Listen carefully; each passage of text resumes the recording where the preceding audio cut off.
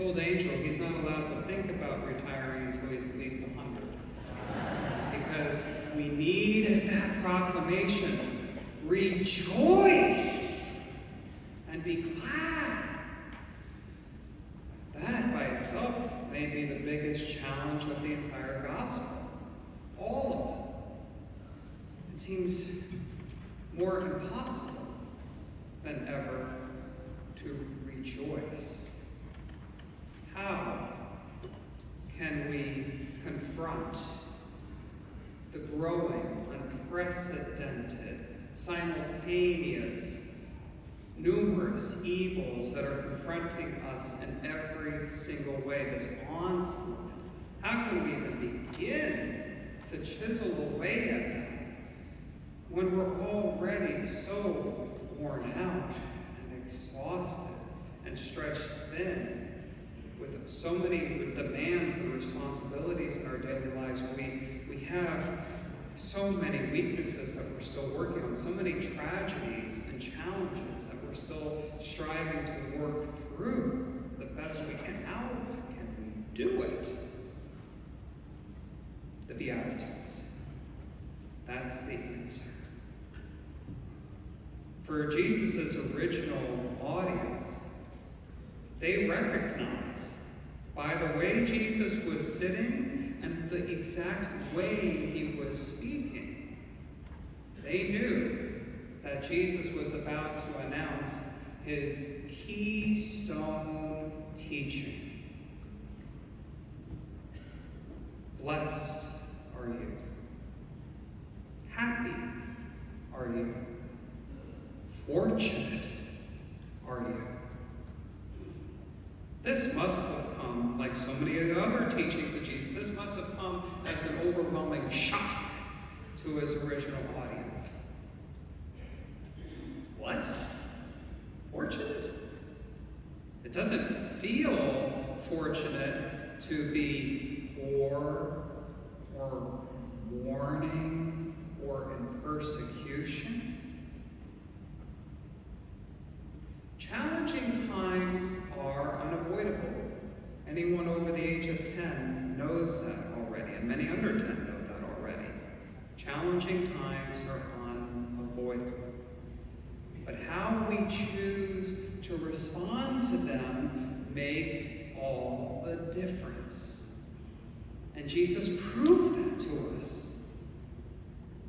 Jesus, the poor carpenter, radically trusted God every moment of his life, even when things seemed hopeless from the cross.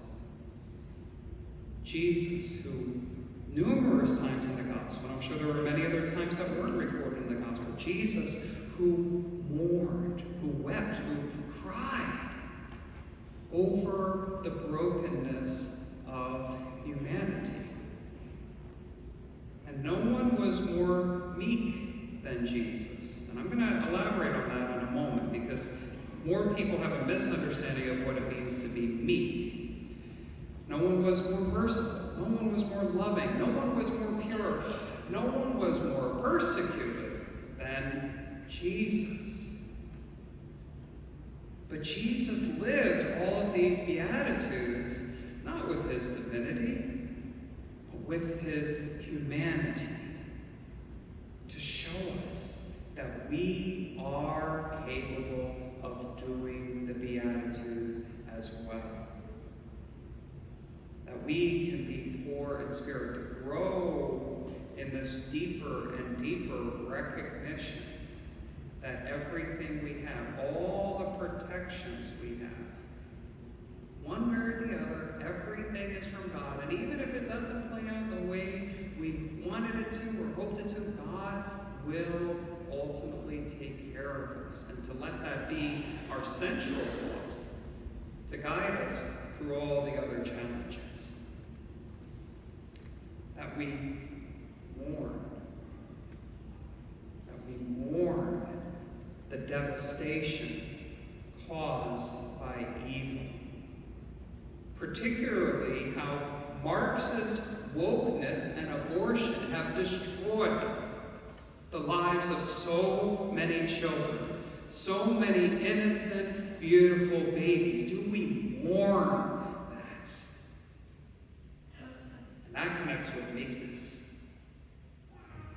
We're called to be meek, which means to do everything we can in our efforts to stopping evil without stooping to its level.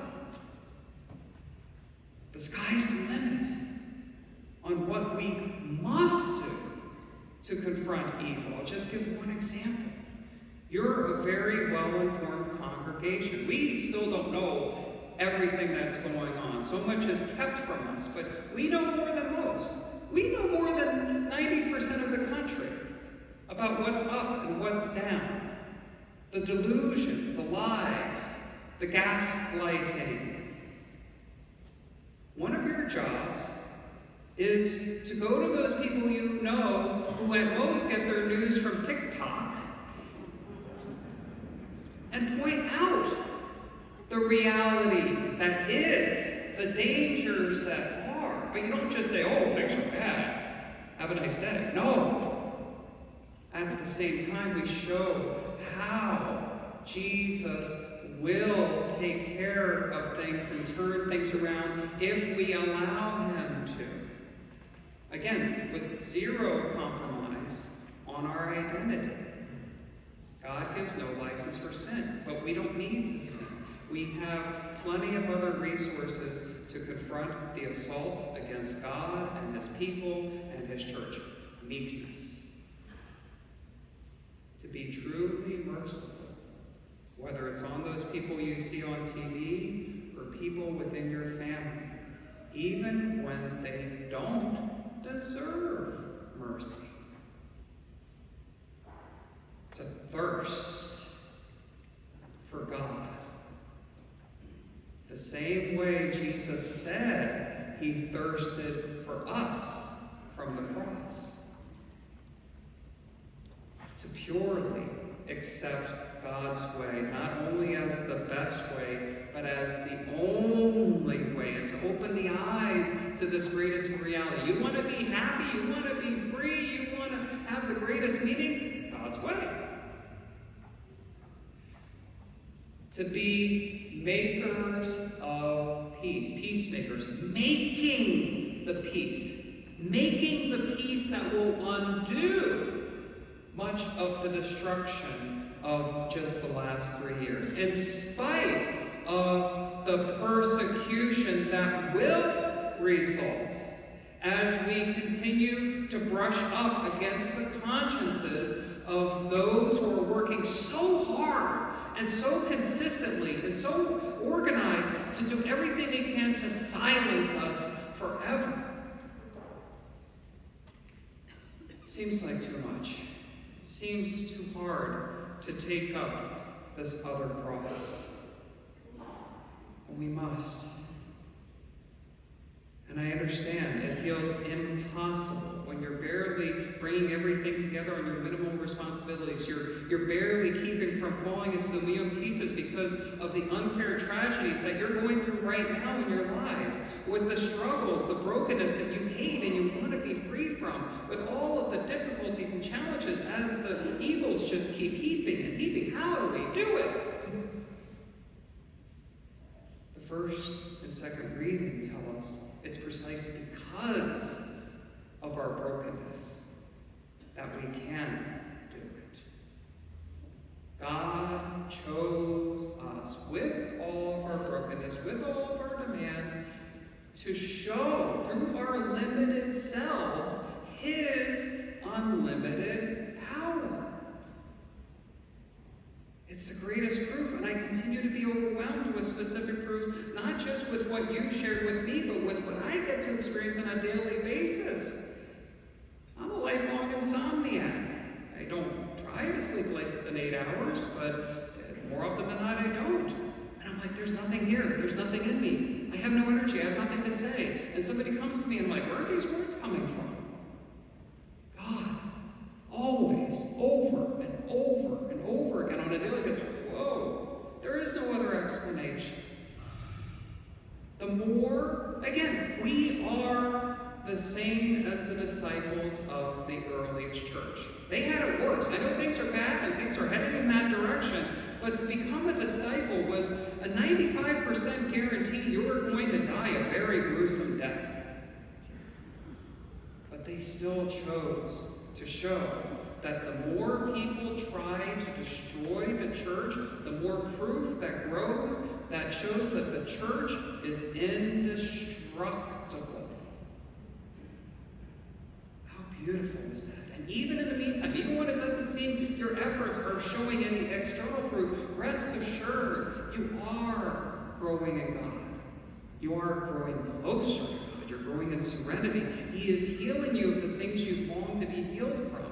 He will give you more than what you need to respond as his ambassadors in the best way. You will have peace and happiness. So those are just some of the reasons why Jesus says, rejoice and be glad. No one knew more than Jesus that achieving the Beatitudes more deeply throughout a lifetime is achieving the greatest of victories over the greatest of obstacles. And that momentum, which grows from the Beatitudes, will be unstoppable.